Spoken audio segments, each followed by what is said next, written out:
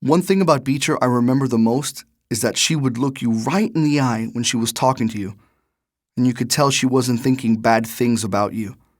Even if you just said something real stupid or pronounced a word wrong when you were reading out loud.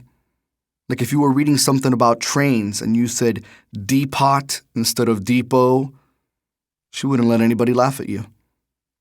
She would just wait until you were done reading, and then she would say, "Has anyone ever been to a train depot?" And she would pronounce it the right way to let you know how you were supposed to say it. The other teachers would jump on that wrong word and pronounce it the right way the second you said it wrong, because even though they went to college and we didn't, they always have to show how smart they are. But Beecher was too busy trying to show us how smart we were, instead of how smart she was. So by the time we wised up to how smart she was already gone. "What is it?" she asks, crouching down to inspect it more closely.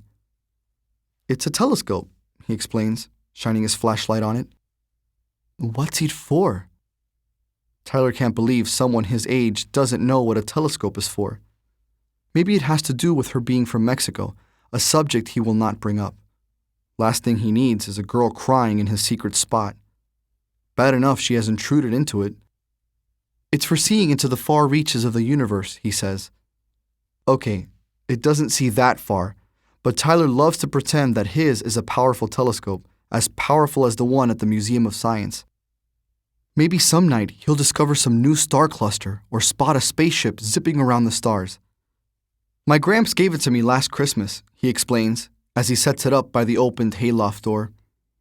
The half moon casts only a faint light inside. Without Tyler even having to ask, Mari takes the flashlight and shines it wherever his hands are screwing together the parts. "I won't be able to kiss her anymore," he says. Because he can barely open his mouth, the words come out muffled. "She won't even want to kiss me like this." To keep himself from squeezing tighter, Misha lets go. His hands, still damp from a recent scrubbing, hover above Vladimir's body, unsure of where to touch down. Where do you put them? When your brother's ribs are broken and his chest is bruised. When he can hardly breathe. When his jaw is wired shut and his hand bandaged. Where do you put your hands? What can you do that won't make the pain worse? Misha rubs the inside of Vladimir's elbow. He pours all his love into this one spot on his brother's body. And for everything else, for the rest of the world and the people in it, he feels only an unspeakable rage. Undocumented immigration follows the simple economic relationship between supply and demand.